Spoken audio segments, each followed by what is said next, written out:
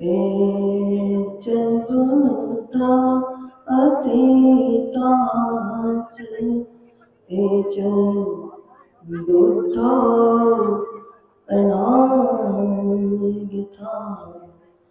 पचपन्नाच एक बुद्धा अहं वन्दामि सविदा एच धम्मा अतीताच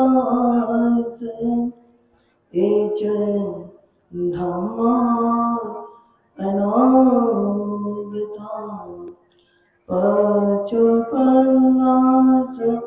एक धम्मा अहं वन्दामि सर्वदा एच संघा अतीताच एच संघा अनादिता पचपन्नाच एक संघा अहं वन्दामि सर्वदा मादयो मासेतु बोधि मूले निषेध्यं पंचमारे पराजित्वा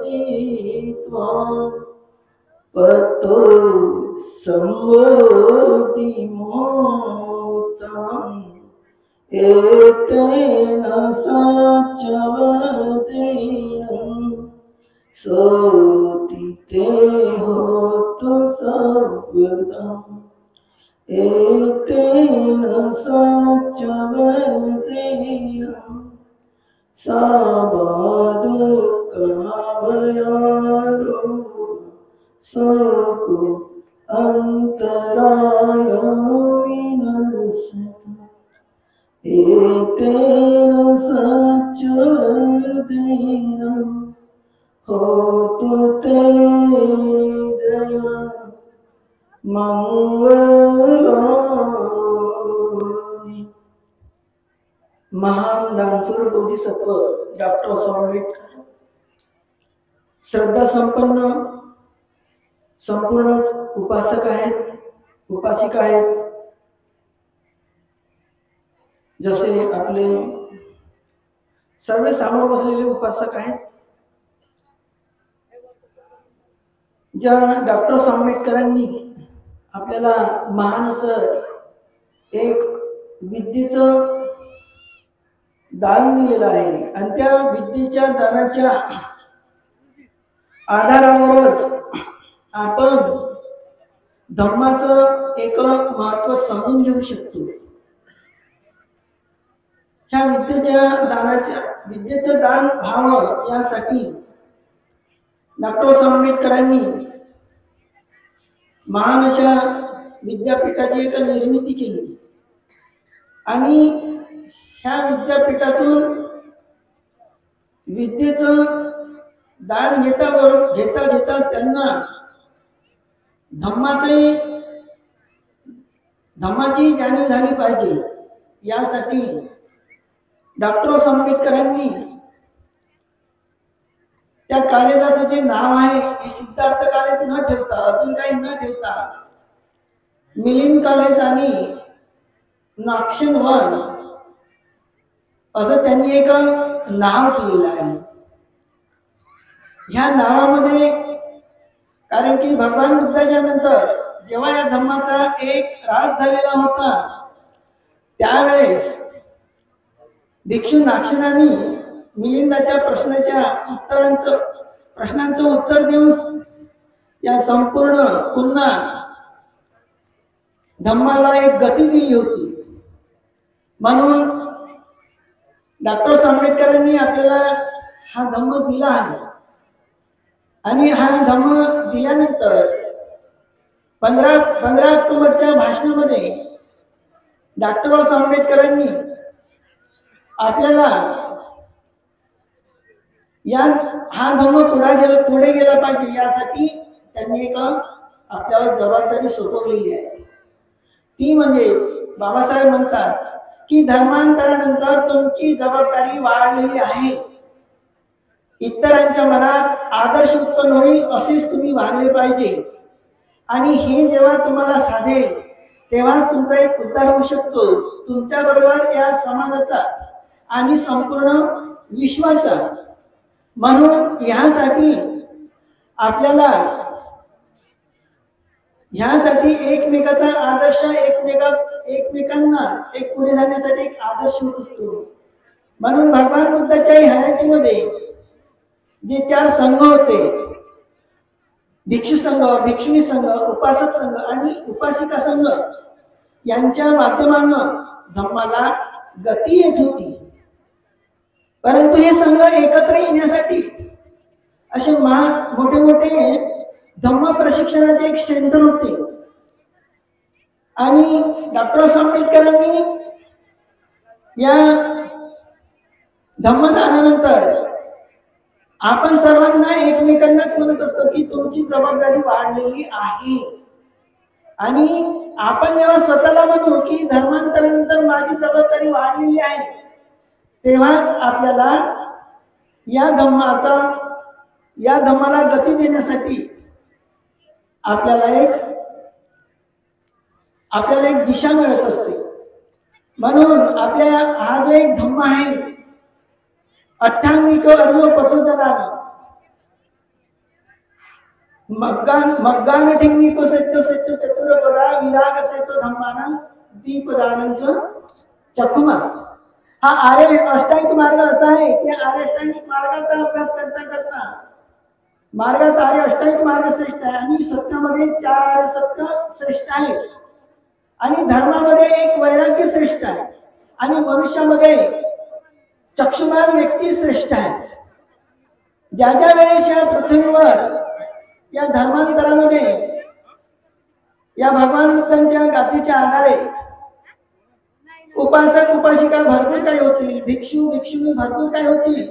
परंतु विराग सेट्टो धम्मान, ज्या भिक्षूचं वैराग्य हे संपूर्ण लोकांच्या लक्षात येईल, त्याच्या आधारावरच, त्याच्या मार्गदर्शनाच्या आधारावरच उपासक वर्ग, उपासिका वर्ग किंवा भिक्षू वर्ग एकत्र येऊन एकमेकाच्या साहाय्यानं या धम्माला एक गती मिळत असते. म्हणून आपण 4ही संघ या ठिकाणी जेव्हा येत असतो आणि दिवसेंदिवस या संघामध्ये वाढ सुद्धा होत आहे. अशी जरी परिस्थिती असली, सर्वांनाच माहित आहे, तरी विराग सेट्टो धम्मानं, वैराग्याच्या आधारावर हा धम्म पुढे नेण्याचं त्यांच्यामध्ये एक सामर्थ्य आहे. म्हणून अशा परिस्थितीमध्ये या महान अशा एक तपोभूमीवर आपण दिवसेंदिवस आपली संख्या वाढतच आहे, भिक्षू वाढतच आहेत. आपल्याला इथून जावंच लागेल, कारण की डॉक्टर आंबेडकरांनी आपल्याला दिव्य संदेशामध्ये सांगितलेलं आहे, आपला भविष्य काळ सुखी करण्यासाठी आपल्याला वर्तमान काळातील सुखाचा आणि गरजांचाही त्याग करावा लागेल. आणि तो त्याग करण्यासाठी आपल्या एक जीवनामध्ये त्यागाच्या, आपल्याला अग्नीच्या दिव्यातून जावंच लागेल. आपल्याला मान अपमान सहन करावाच लागेल. जो भविष्याचा विचार करत असतो, भविष्याची बीजं वर्तमान काळामध्येच असतात. वर्तमान काळाच्या तयारीच्या आधारावरच आपलं भविष्य एक उज्ज्वल होऊ शकते. म्हणून अशा रामलिंगच्या ठिकाणी जेव्हा येत असतो, या ठिकाणातून आपण सर्व काही एक आकर्षित होत असतो. पण ज्या डॉक्टर आंबेडकरांनी जो भगवान बुद्धांनी त्याचा धम्म आपल्या समोर ठेवलेला आहे, त्याचं जर आपण वाचन केलं, कारण भिक्षूची निर्मिती कोणत्याही कारखान्यातून होणार नाही, ती उपासक उपासिकामधूनच होणार आहे. आणि तेव्हा आपण जेव्हा उपासक उपासिका धम्माचं पालन करतील, तिथूनच चांगले भिक्षू तयार होतील आणि धम्माचा प्रचार प्रसार करतील. ज्या भूमीवर आपण इथे आहोत या ठिकाणी सम्राट अशोकाचा जो एक स्तूप आहे, आज आपण जेवढा धम्माचं वैभव पाहतो, हा जो परिसर आहे हा भगवान बुद्धांनी सम्यक संबोधी प्राप्त केल्यानंतर त्यांच्या धम्माचा प्रचार प्रसार होतच राहिला. परंतु याच परिसरात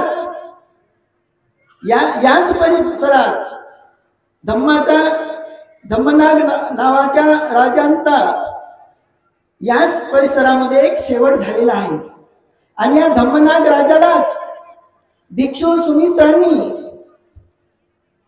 औरंगाबाद मधील पैठणच्या उंचशा टेकडीवरून 25 भिक्षूंच्या सहवासात राहत असताना 25 भिक्षूंना कंठस्नान केल्यानंतर तो कसा तरी तिथून पडून आला आणि धम्मनाग राजाला त्यांनी संधी दिला, आपल्याला जर आपलं रक्त वाचवायचं असेल तर हे तुमचं राज्य वगैरे सोडून द्या, अशा ठिकाणी जा की तुम्हाला जशा परिस्थितीत जगता येईल तशा परिस्थितीत जगा, आणि आपलं जर रक्त वाचेल तर पुढे भविष्यामध्ये अशातच काही सत्पुरुष जन्मास येतील आणि पुन्हा धम्माला गती देतील. ही भूमी पूर्वीच्या काळी भगवंताच्या हयातीमध्ये आणि नंतर सुद्धा आपल्या धम्म आपल्या लोकांना या ठिकाणी त्यांचे जीवन जगता आलेलं आहे या ठिकाणी. आणि म्हणून पुन्हा सुद्धा या ठिकाणी आपण एकत्र येत आहोत तर आपल्या भावी पिढीलाही एक धम्म मिळाला पाहिजे. यासाठी आपण बुद्ध आणि धम्म तर वाचतच असतो, परंतु त्याबरोबर जो मिलिंद प्रश्न आहे याचं सुद्धा आपण एक वाचन केलं पाहिजे. आणि त्याबरोबरच ज्या डॉक्टर आंबेडकरांनी आपल्याला भगवान बुद्धाच्या धम्माचे जे गंभीर सिद्धांत आहे त्या आधारावरच आपला एक विकास होऊ शकतो. आपण अनेक लाभाच्या मागे लागत असतो, परंतु बुद्ध आणि धम्मामध्ये डॉक्टर आंबेडकरांनी सर्वांना शील लाभ, चित्त लाभ आणि दृष्टी लाभ, आपली जी प्रगती आहे ते शील लाभावर, चित्त लाभावर आणि दृष्टी लाभावरच आहे. आपण अशा गोष्टी आणि दृष्टी याच्यामध्ये भरपूर काही फरक असते. आज आपल्याला गोष्टी पण उत्पन्न होणं कठीणच आहे, पण आपण गोष्टीमध्ये जर आपण वेळ घालवला आणि शिलाकडे जर दुर्लक्ष केलं, जसा उपासक संघ आहे, आपण म्हणतो एक संघ अतीताच एक संघ आणण्यात येतात, परंतु भगवान बुद्धाच्या काळातील जे उपासक होते, अनाथपिंडिक होता, अनाथपिंडिकाचे मुलं कसे होते, 7 वर्षापासून उपवासाचं पालन करत होते. आमचे जे पुढे गेलेले उपासक आहेत त्यांचे मुलं किंवा मुली उपवासाचं पालनच करत नाही, मग त्यांच्यापासून भावी पिढी काय प्रेरणा घेणार आहे. आणि ही उणीव जिथपर्यंत आमच्या समोर बसलेले आमचे कार्यकर्ते आहेत, आमचा जीव वाचवण्यासाठी प्रयत्न करतात, परंतु आमच्यामध्ये धम्म उतरवण्याच्या त्यांच्याकडून प्रेरणाच मिळू शकत नाही, कारण की बुद्ध आणि धम्म त्यांच्या पाठीमाग आहे. त्यामुळे धम्माचं बल आपल्याला मिळू शकत नाही. म्हणून साधारण आपण एक संकल्प केला पाहिजे. त्या डॉक्टर आंबेडकरांनी ही घटना लिहिली, सर्व काही दिलं, पण हे आपल्याला धम्मदान देत असताना त्यांनी जेव्हा क्षमता प्राप्त केली, त्यांच्याजवळ पोटभर खाण्यासाठी अन्न सुद्धा नव्हतं, तेव्हा आपल्या पार्श्व मित्रांना ते पत्र लिहितात, मैत्री जवळ एक सोपा आहे परंतु टिकवणं कठीण आहे. मी या ठिकाणी कसं काय जीवन जगतोय मला माहित आहे, पण आजचे उपासक नास्तिक झालेला आहे. पौर्णिमा, अमावस्या, अष्टमी या दिवशी तांदूळ बुडवून ह्या अष्टशिलाचं उल्लंघन करत असतात आणि त्यामुळे आपल्या धम्माला गती येत नाही. म्हणून आपला धम्मा गोष्टीचा आहे, दृष्टीचा नाही. म्हणून थोडं जर त्यांनी दृष्टीकडे जर लक्ष दिलं तर या जसं भगवान बुद्धांच्या काळातील राजा प्रसिद्ध अनाथपिंडिकाला पाहून त्याच्या मागचा जो प्रजेचा वर्ग होता, हाही सुद्धा धम्म धारण करणार होता. आज आमच्या पुढचे असलेले उपासक यांच्या मुलं मुली जर अष्टशिलाचं पालन करतील, ज्याप्रमाणे अनाथपिंडिकाच्या मुलं मुली अष्टशिलाचं पालन करत होते, तर इतर समाजातील मुलं मुली त्यांच्यापासून प्रेरणा घेत होते. आज आमच्या पुढे गेलेले जे काही आहेत उपासक आमच्या समोर बसलेलेच नाही ना, भंतेजी मंदिर यांनाच म्हणत असतील, यांनाच मी काही म्हणत नाही. आणि म्हणण्यासारखं केलंही आहे, ते काही लपून ठेवणार नाही, लपण्यासारखं आहेच नाही काम. हे येतो म्हणतात पण आम्हाला येतच नाही, आहे की नाही. असा, कारण की यांना बोलावं लागतं ना, आणि यांच्या कारचा खर्च माझ्याजवळ नाही आहे, कारण तो माझं पावती त्यांच्याकडे जातच नाही ना. तर म्हणून आपल्या एक जीवनामध्ये डॉक्टर आंबेडकरांचा धम्म जरी पूजा अर्थ नाही, परंतु इमाय बुद्ध पूजा आहे ही बुद्धाची वाणी इतर देशातून लोक पावलेली नाही आहे. उपासक उपासिकांनी जी आपण पूजा करत असतो, इमाय बुद्ध पूजा आहे. कथा शुद्ध चिरंजीत सत्तम लोकांतू सुखी सदा. भगवान बुद्धाच्या काळातील उपासक उपासिका अशा प्रकारची पूजा करत, चिरंजीत तो सत्तम, चिरकालपर्यंत धम्मायक राहायला पाहिजे.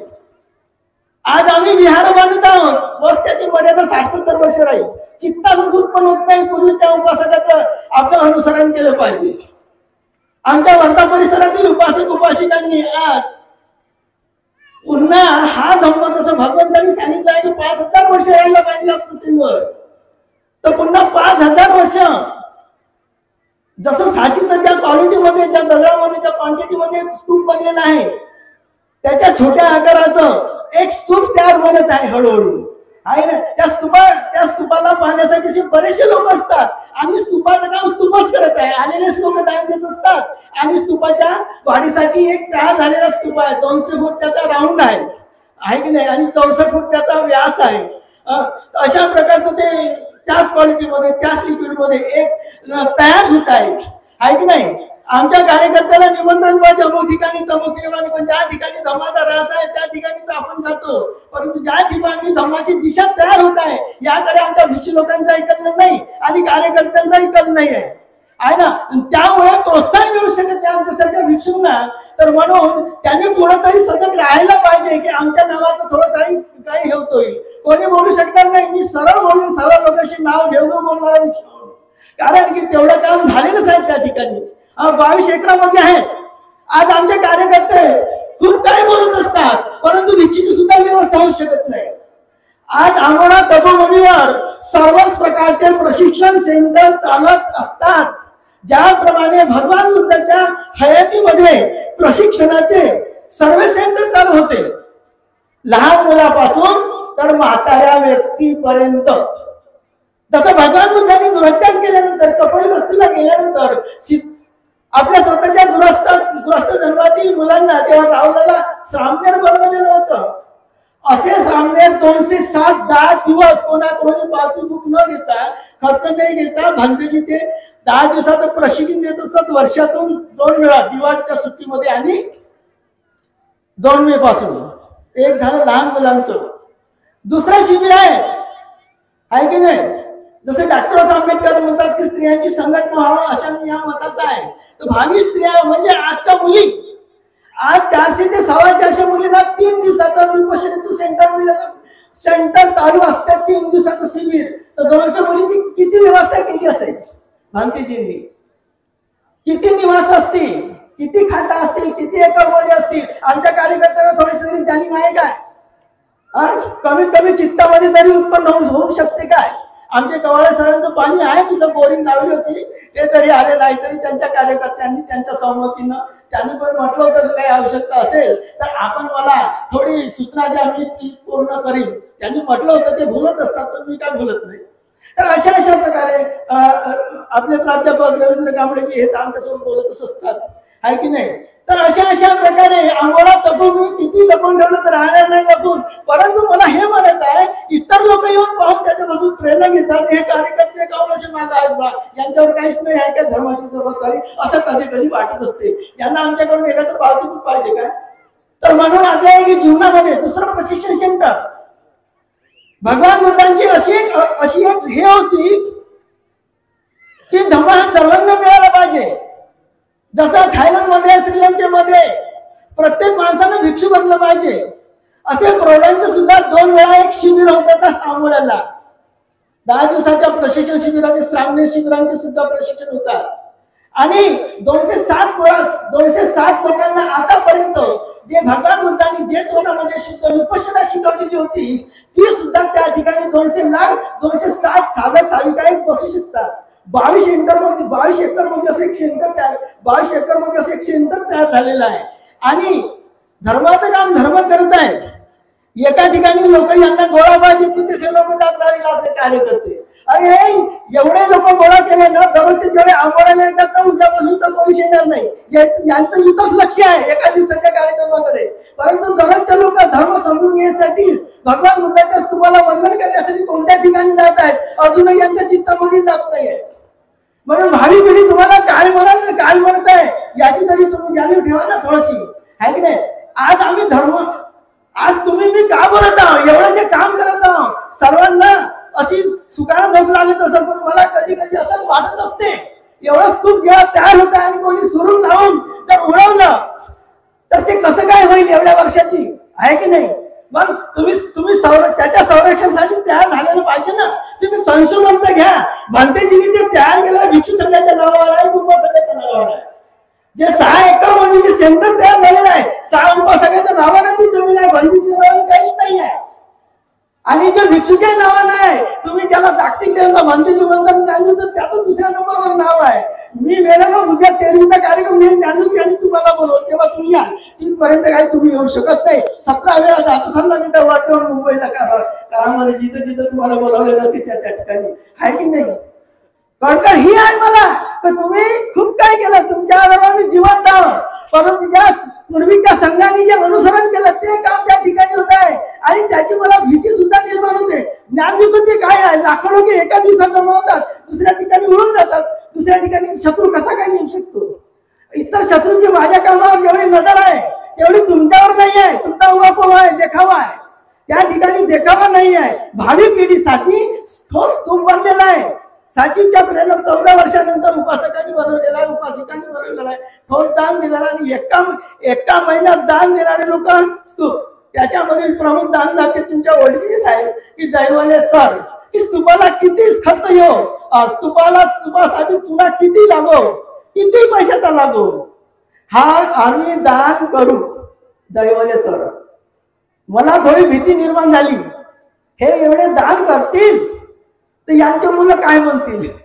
तर तेव्हा मी त्यांना दानपत्र दाखवलं. त्यांचा मुलगा आला, बाबू म्हणलं असे याच्यात करावं भ्रमामध्ये, मी काय भुलवत नाही. हे दानपत्र सुद्धा माझ्या नावावर नाही आहे, ज्ञानज्योतीच्या नावावर आहे. आणि जे स्तूप बनत आहे सर्व उपासकाचे, ज्याची संपत्ती त्यांच्या नावावर आहे, तर हे कार्यकर्ते नजर पाहू शकत नाही. माझ्या नावावर आहेच नाही ना, ते तुमच्याच नावावर आहे, तुमच्या उपासकाच्या नावावर. आणि तुमच्यावरती भविष्यामध्ये संरक्षण करण्याची जबाबदारी आहे. तुम्ही ऐकून घेत नाही म्हणून तुम्हाला मला हे एवढ्या लोक सांगावं लागत आहे. ऐकण्याची जबाबदारी कशावर असेल. तर म्हणून जो भविष्याचा विचार करतो, भविष्यात त्याला एक धर्म मदत करत असते. आमचा समाज डॉक्टर त्यामुळे तो धर्मांतरित झालेला आहे. ह्या समाजावर किती अन्याय अत्याचार झाला, किती काही झालं, परंतु मृत्यू याचा इतर मानव प्राण्यापेक्षा शांततेने होणार आहे. धर्मांतरामुळे आम्ही हे शिकलेलो आहोत की आमच्या सुखासाठी आम्ही दुसऱ्यावर अन्याय करू शकत नाही. जरी आज आमचं स्वागत नसेल, आमचं संरक्षण होत नसेल, तरी इतर मानव प्राण्यापेक्षा आमचा जो श्वास आहे हा शांततेने जाणार आहे. ही डॉक्टर आंबेडकरांच्या धर्मांतराची एक देण आहे की नाही. जरी आपण धर्माने नाही वागलो, किती या धर्मांतरातील मनुष्य किती काही करत असेल, नाही अष्टशील येत असेल, नाही त्याला वंदना येत असेल, परंतु धर्मांतरामुळे स्वतःचं जीवन जगण्यासाठी दुसऱ्यावर अन्याय करण्याची त्याची प्रवृत्ती मनातूनच खतम झालेली आहे. ही इतर प्राण्याची नाही आहे, इतर मनुष्य प्राण्याची नाही आहे. त्यांना किती संरक्षण मिळत असेल, किती सुविधा मिळत असेल, किती स्वागत मिळत असेल, तरी त्यांची ही प्रवृत्ती नाही आहे. म्हणून ह्या समाजाला अजूनही हा समाज जिवंत आहे, याला आपल्याला जागृत करण्याचा आहे. आणि एका दिवसाच्या कार्यक्रमाला जागृत होऊ शकत नाही. त्यांना धर्म प्रशिक्षणाची डॉक्टर आंबेडकरांनी बुद्धी आणि धम्मामध्ये सुद्धा लिहिलं आहे की व्यक्तिगत शुद्धी हा धम्माचा पाया आहे, आणि व्यक्तिगत शुद्धी करण्यासाठी तुम्हाला ध्यान करावंच लागेल. हे बुद्धी आणि धम्म ध्यानाशिवाय तुम्हाला व्यक्तिगत शुद्धी साधताच येत नाही. आणि जिथपर्यंत व्यक्तिगत शुद्धी तुम्ही साधू शकत नाही, तिथपर्यंत समाजामध्ये तुमचा आदर होऊ शकत नाही, तुमचा जय जयकार व्हायला तुम्ही खुश होऊन घरी जाल. यामध्ये इतर शत्रू तुमचा पाठलाग करतील आणि तुम्हाला तिथंच खतम करून ठेवतील. मनुष्य मनाला खतम झाला तर शरीराने काहीच करू शकत नाही. तर म्हणून आजच्या ह्या प्रसंगी मी काय खूप मोठा अध्यक्ष नाही आहो या कार्यक्रमाचा. 2-3 वेळा माझं अध्यक्षपद खतम झालेलं आहे. ज्ञानज्योतीनं माझं अध्यक्षपद खतमच केलं होतं, चेतीनं पुन्हा आणलं. आता आहे की नाही, कारण की ते तुमचे भंतेजी होय ना, आमचे भंतेजी होय, चेती तुमचे होय ना, आमचे होय, हे सर्व लोकांना माहित आहे. मी तुम्हाला बोलतो असं नाही, ज्ञानज्योतींना सुद्धा एक सांगत असतो. तर म्हणून आपल्याला प्रशिक्षणाचे सेंटर तयार करायचे आहे आणि एकच सेंटर नाही, शिलान भरतीचे 3 सेंटर तयार होत आहे. एक ते तर झालेलं आहे, पुन्हा दुसरं होत आहे पहिलं, तिसरं पहिलं झालेलं आहे पुलगावला. तर अशा प्रकारे जिथपर्यंत तुमचे प्रशिक्षणाचे सेंटर तयार होऊ शकत नाही, जिथपर्यंत तुमच्या समाजाला भावी पिढीला धम्माचं प्रशिक्षण मिळू शकत नाही, आणि तिथपर्यंत हा समाज किती तुम्ही ओरडून सांगाल ते जीव द्यायला तयार होतील, परंतु धर्माचं रक्षण करायला तयार होऊ शकत नाही. ही सत्यता आहे, बुद्धाच्या काळात होती आणि आजच्या काळामध्ये आहे. तर म्हणून आपण सर्वांनी एकच म्हणायला पाहिजे की धर्मांतरानंतर माझी जबाबदारी वाढलेली आहे, इतरांच्या मनात आदर्श उत्पन्न असाच मी वागेन, आणि हे ज्या दिवशी मला साधेल तेव्हाच माझं या धम्म मार्गावर पुढं पडणारं पाऊल होय, तेव्हाच माझ्या मागे कोणी लोक येतील. अन्यथा किती मी काय केला गेला माझ्या मागे या, ते मला माझ्या मागे जे येतील ते मला पुढे जाऊ देण्यासाठी नाही, मागं खिचण्यासाठी आहे की नाही. तर म्हणून आज तुम्हाला तर एवढं काही सांगण्याची गरज नाही, माझं काही तेवढं शिक्षण नाही आणि काही नाही आहे, परंतु बोलण्याची माझ्यामध्ये मात्र हिंमत कमी नाही आहे, हे मी सहजपणे सांगू शकतो. कुठेही मला बोलवा, मी तुम्हालाच नाही म्हणत, इतर लोकांना सुद्धा म्हणतो. मी तुम्हाला बोलवू शकत नाही कोणत्याही प्रश्नाचं उत्तर देण्यासाठी, तुम्हालाच नाही म्हणत. विपश्यनीचे आचार्य असं म्हणतात, आंबोळा तपोभूमीकडून 1 लाख रुपया मिळेल. सर्व आपले जे आहेत हे विपश्यना कार्यकर्ते, भारतीय बौद्ध महासभेचे, इतर काही सर्व एकत्र या आणि अशी एक कॉन्फरन्स घ्या की आपला धर्म हा विकसित पातळीवर कुठपर चालत आहे याचा आढावा तर घ्या. जागच्या जागेवर पेन्शन घ्या, ती आणि काही अर्थ आहे काय? काहीच अर्थ नाही आहे ना. म्हणून हे पेन्शन थोडस भंतेजीला काही देऊ नका, भंतेजीजवळ भरपूर आहे, हो भरपूर आहे भंतेजीजवळ, इथंच नाही आहे. खूप हो, मला भीती वाटते कधी 2 कार्यक्रम. आता शिवपाली सेंटर तयार करत असताना इकडे आलो तर तिकडे कसं होईल. 10 दिवसासाठी गेलो, नाही सांगायची गोष्ट सांगतो, 3 लाख जमा जागेवर 10 दिवसात. आता सांगा तुमचे पगार किती आणि काय करताय. 10 दिवसात 14 तारखेचं शिबिर होतं, 24ला तुमच्या नागपूरला आलो. वर्षातून एक पौर्णिमेचा कार्यक्रम करतो, माझी कृतज्ञता भाव त्या बोधिवृक्षाला वंदन करतो. 3 लाखच्या वर पैसे जमा झाले नाही. धर्माचं काम थांबल का? तुम्ही नाही आले आमच्याकडे, आहे की नाही. जे नाही जमत ते तुम्ही सांगत ना, आहे की नाही. तर म्हणून तुमच्या या जीवनामध्ये आता तरी तुमचा शेवट कसा गेला पाहिजे तुम्हाला काळजी नाही, मला काळजी आहे, कारण तुम्ही माझे आहे की नाही. तुमच्यावर कोणी बोट ठेवणार नाही, आणि तुमचा मृत्यूनंतरही तुमचं हजारो लोकांनी हे तोंडावर नाव घेण्यापेक्षा नाही वा काहीतरी हे सपोर्ट आहे, संरक्षण आहे. मला कोणत्याही व्यक्तीला संरक्षणाची गरज नाही जेवढी मला तुमच्या संरक्षणाची गरज आहे, कारण की तेवढा मोठा स्तूप बनत आहे कोणताही शत्रू.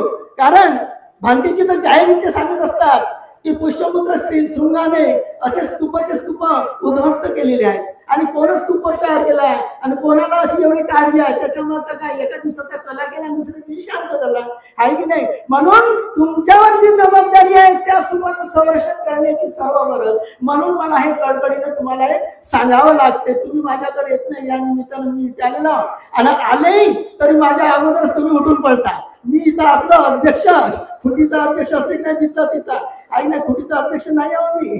ज्या दिवशी खुटीचा अध्यक्ष होईल तिथून मी येणारच नाही इथं, आहे की नाही. अनेक ठिकाणी नामीला अध्यक्ष बनवतात, ज्यांना माहित आहे इथल्या कार्यकर्त्यांना. भंतीजींना रात्रीच म्हटलं, भंतीजीनं माझ्याकडे बाईक दिला, म्हणे आता तुम्ही बोला. म्हणला मला किती टाइम आहे, तुम्हाला टाइम अनलिमिटेड मध्ये तुम्ही किती बोलू शकता म्हणे. ज्ञानज्योती म्हणाले त्यांना माहित आहे आता हे बोलू शकतात म्हणून, आहे की नाही. तर म्हणून तुमचा एक स्वाभिमान आहे, तुमचा स्वाभिमान मला आहे, माझा स्वाभिमान तुम्हाला आहे. तुम्हाला असं वाटत असेल की आम्ही सर्व परिचयाचा, सर्व लोकांचा आमच्याकडे लक्ष आहे, परंतु शिलानंद भंतीचं तुमच्याकडे लक्ष आहे, कारण की याचं संरक्षण करतील म्हणून, आहे की नाही. तर हे तुम्ही तुमच्या लक्षातच आहे आणि तुम्ही असं केलंच पाहिजे. तर ज्या डॉक्टर आंबेडकरांनी धम्म प्रशिक्षणाचे सेंटर तयार झाले पाहिजे, आणि आम्हाला तुम्ही विचारलं पाहिजे की तुमच्या भिक्षू संघाचे प्रशिक्षण का होत नाही, कोणती उणीव आहे, आहे की नाही. तुम्ही आम्हाला काही विचारतच नाही, आम्ही सैरावायला सुनत आहोत ना. आमचंही काय ना एका दिवसासाठी आम्ही तुमच्या आमची तुमची दिसतो, तुम्ही आमचे दिसता, दुसऱ्या दिवशी तुम्ही कुठं आहे ना आम्ही कुठं आहे, कोणाचा कोणाला पत्ता नाही आहे. यामुळे कसं काय, यामुळे इतर लोकांना संधी मिळत आहे ना, इतर लोकांना जी संधी मिळत आहे याच्यामुळेच मिळत आहे. आपण चारही संघ जर एकत्र आलो, एकत्र ठिकाण एकत्र बसवायला गेलं तर साध्या संघाची व्यवस्था नाही. त्या भामतेजी आले, त्या चेतीनं साधी सीट बसवली, साधी सीट सुद्धा बसवली, 2 in 1 सीट सुद्धा बसवली नाही. चांगल्या जणांना बसता येते. अशा सीटा 60-70 सीटा, 15 सीटा आहेत 2 in 1 आंबोड्याला. 60-70 तर सीटाच आहेत, संघाच्या आहेत, संडासच आहेत, बाथरूमच आहेत. कंटाळा येते तुमच्यासारख्या सुशिक्षित लोकांना सेंटर पाहायचं. 22 एकर मध्ये जे सेंटर आहे. तर म्हणून जो भविष्याचा विचार करतो, तुमचं भविष्य धर्म तयारच करत आहे, तुमचं स्वाभिमानही तयार करत आहे. तुमच्यापेक्षाही धम्माचं काही अस्तित्व, धम्मा एक सागरासारखं आहे. याच्या अगोदर आपण काही पुण्यवान जन्मास आलेला, आपली सर्वांची गाठभेट झालेली आहे. आणि अनेक तुम्ही विश्वास ठेवा नका ठेवू, तुमचा विश्वास राहो का न राहो, भगवान बुद्धाच्या वाणीवर माझा विश्वास आहे. भगवान बुद्धाची जी शेवटची वाणी आहे, अनेक जाती संसारम संधावी सम अनेक जन्मोजन्मी आपल्या भेटीगाठी झालेल्याच आहेत. कोणी आपल्या भेटीगाठी दूर करतो म्हणलं तरी ते काही यशस्वी ठरू शकणार नाही. आपण एकत्र येणारच आहोत, परंतु एकत्र आल्यानंतर आपल्यावर आपली जबाबदारी नाही तर समाजाची जबाबदारी आहे. हे आपण समजून ज्या ठिकाणी समाजाची जबाबदारी पूर्ण होत आहे त्याकडे तुम्ही दुरून तरी एक लक्ष दिलं पाहिजे. म्हणजे भिक्षू लोकांना पुढे जाण्यासाठी एक चान्सेस मिळेल आणि ते निर्भयतेने एक कार्य करतील. तर या अगोदरही तुम्ही खूप मोठं कार्य केलेलं आहे, याच्यानंतरही करणार आहेत. तुम्ही जरी नाही करणार, तुमचे शिष्य करणार आहेत. ते तुमचे शिष्यच बनलेले आहेत, आहे की नाही. आता ते क्रांतीचं पाऊल उचलतच आहे भिक्षू म्हणून, त्याच्याविषयी ते काही वादच नाही. तर या सर्व पुण्य पार्वतीचा सर्व दृश्य अदृश्य तुम्ही देवावर विश्वास ठेवा नका ठेवू. तुम्ही याही प्रश्नाचं उत्तर विचारणार तरी भगवंतांनी महामंगलसूत्राचा देवता लोकांना उपदेश केलेला आहे. सर्व दृश्य अदृश्य देवता या पुण्यकर्माचं अनुमोदन करो आणि या धम्मशासनाला गती देऊ.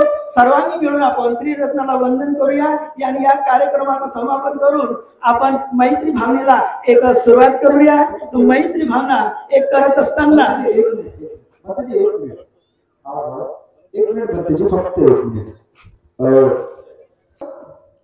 आणि ध्यान डोळे लावून काय केले जाते, मनोबल वाढत असते. भगवंतांनी जे ध्यान केलेलं आहे हे डोळे लावून केलेलं आहे, कारण की मनाचं मनोबल वाढत असते. परंतु मैत्री करत असताना एक चिंतनाच्या आधारावर सुद्धा होत असते. आपल्या विरोधात आपलं मन जर दूषित असेल तर आपल्याला चांगला निर्णय घेताच येत नाही. म्हणून विरोधक असेल तरी त्याविषयी आपल्या मनामध्ये जसा तो कुरूप होऊ नये, तो यशस्वी होऊ नये, त्याला मित्र मिळू नये, ही जी भावना, तो सुखानं झोप घेऊ नये, त्याला सुगती मिळू नये, ही भावना नष्ट करायची असते. आणि मैत्रीमुळे सुखानं झोप लागत असते, वाईट स्वप्न पडत नाही, मनुष्य त्याच्यावर प्रेम करतात, देवता त्याचं एक रक्षण करत असतात. कठीण प्रसंगातूनही त्याला सहज जाता येत असते. हे चिंतन करायचं असते. हा चिंतनाची मैत्री झाली. दुसरी मैत्री सत्याच्या अनुभूतीच्या आधारावर, जिवंतपणाचं जे सत्य आहे, श्वास जात येत आहे, म्हणून सर्वांनी भगवंतासारखं तरी बसा, 2 तरी नीट, नसल बसताय तर नका बसू. भगवंताच्या काळातले अनाथ पिंडिकासारखे उपासक मैत्रीचं ध्यान करत असताना भगवंतासारखे बसत असत. या काळातल्या उपासकाला बसताच नाही तर खरी मैत्री कशी करता येईल, मोठा विचार आहे आमच्या समोर, आहे की नाही. कारण की त्याच्या अनाथ पिंडिकापेक्षा सर्व पुढेचे पुढे दिसत असतात, आहे की नाही.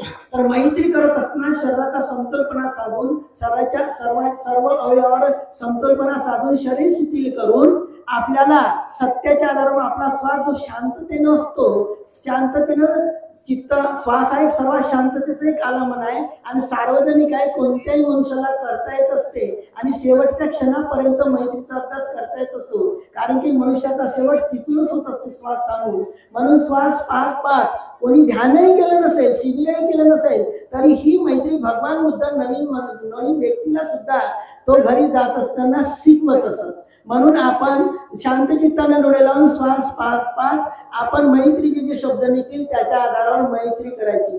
परंतु भगवान बुद्धांनी सुख शिकवलं, शांती शिकवली असं नाही आहे. भगवंताच्या अगोदरही लोकांनी सुख शिकवलं, शांती शिकवली, परंतु भगवान बुद्धांनी त्याच्या पलीकडे परम सुख आणि परम शांतीचा उपदेश दिलेला आहे. आणि परम सुख परम शांती परमार्थ सत्याच्या अनुभूतीच्या आधारावरच असते. आणि आपलं जे शरीर आहे संपूर्ण परमाणूचं बनलेलं आहे आणि प्रज्ञा विपश्यना केल्याशिवाय आपल्याला परमाणूची जाणीव होऊ शकत नाही. आणि या संपूर्ण शरीर हलकं सोडून ज्यांनी शिबिर केलेलं आहे त्यांनी आपल्या शरीरावर चित्त केंद्रित करून परमाणूच्या आधारावर एकीकडे परमाणूवर आणि ज्यांनी शिबिर केलं नाही त्यांचं श्वासावर चित्त केंद्रित करून मैत्रीचे जे शब्द निघतील त्याच्या आधारावर आपल्याला मैत्री भावना करायची असते. तर या परिसरातील दृश्य अदृश्य देवता या मैत्रीमध्ये एक सहभागी होत आणि पुढं धम्मशासनाला एक गतिमान करोत. तेव्हा सर्वांनी आपण मैत्रीच्या ध्यानाला एक सुरुवात करूया. नमो तस् भगवतो अरहतो सम्मा संबुद्धस्स. नमो तस् भगवतो अरहतो सम्मा संबुद्धस्स.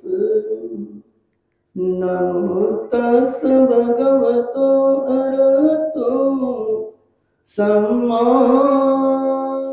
संबुद्धस्स. एच बुद्धातीताच एच बुद्ध अनागत पचुपन्नाच ए बुद्ध वन्दामि सर्वदा. एच धम्मातीताच एच धम्मा अनागत पचुपन्नाच ए धम्मा वन्दामि सर्वदा. एच संघातीताच एच संघा अनागत पचुपन्नाच ए संघा वन्दामि सर्वदा.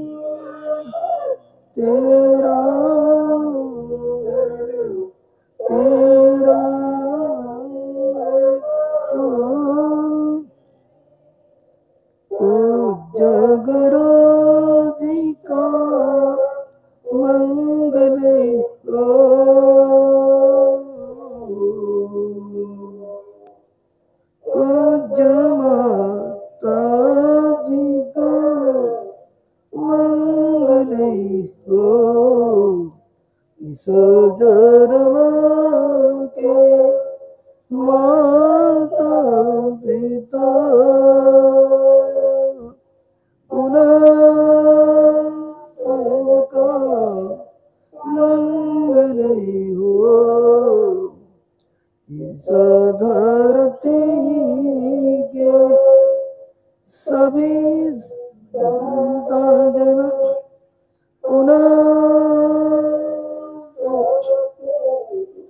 संगत हो जन्म जन्म के माता पिता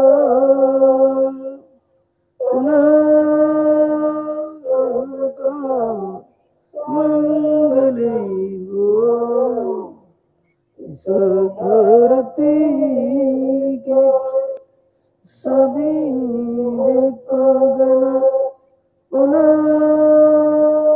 सबकी संगत हो उनका मंगल हो इस जन्म के हित चिंतक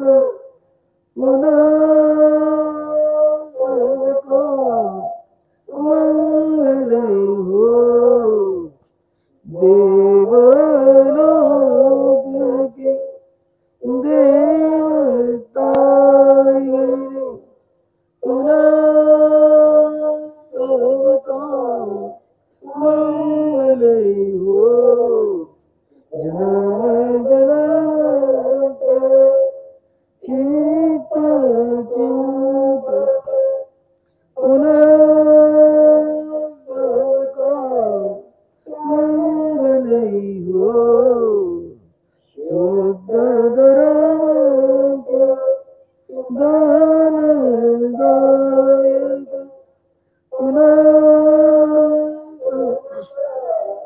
मंगल हो शुद्ध धर्म के धम्म सेवक उनका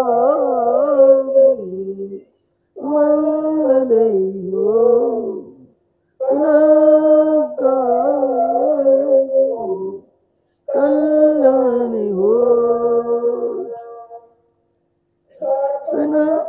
सलोकंच रोद्धि भवतु सर्वदा शासनं बीजलोकंच देवारकंतु सर्वदा सातियंत सुखी सदे परिवार यत्न अनिगा सुनंत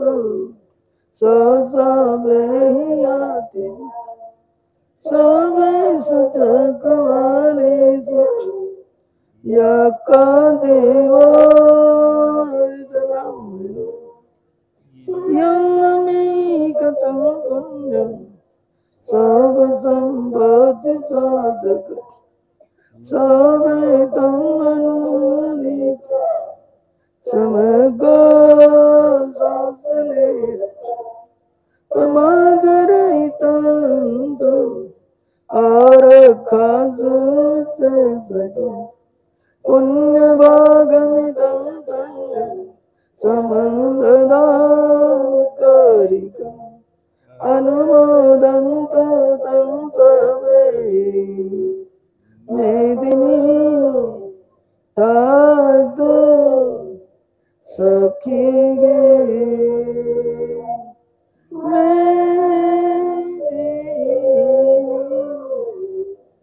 तादो सखीगे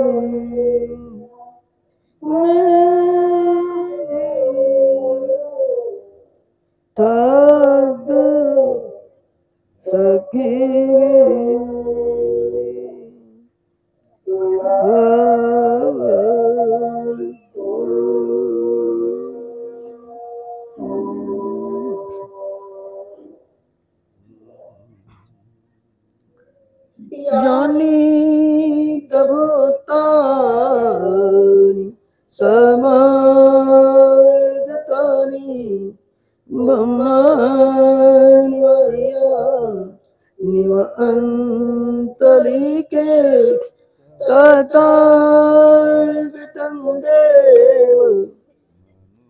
मनुष्यं पूजितं बुद्धं नमस्कार सुवत्योतु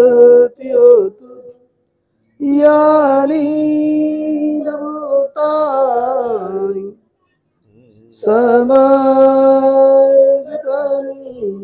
ब्रह्माणि माया निव अन्तलिखे तथागतं मनुष्यं पूजितं धम्मं नमस्कार सुवत्योतु यानि भूतानि समागतानि ब्रह्माणि माया निव अन्तरिक्षे तथागतं मनुष्यं पूजितं संघं नमस्कार सुवत्योतु भवतु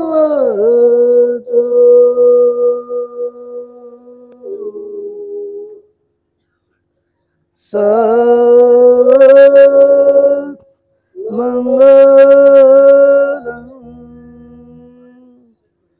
भवतु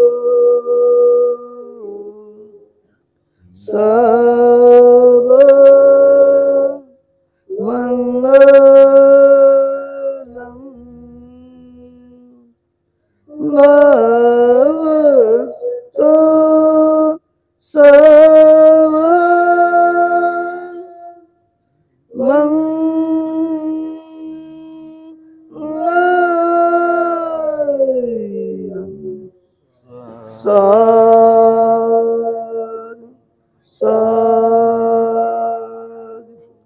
साधु बुद्धं नमामि धम्मं नमामि संघं नमामि साधु सुखियो सुखियो सुखियो साधु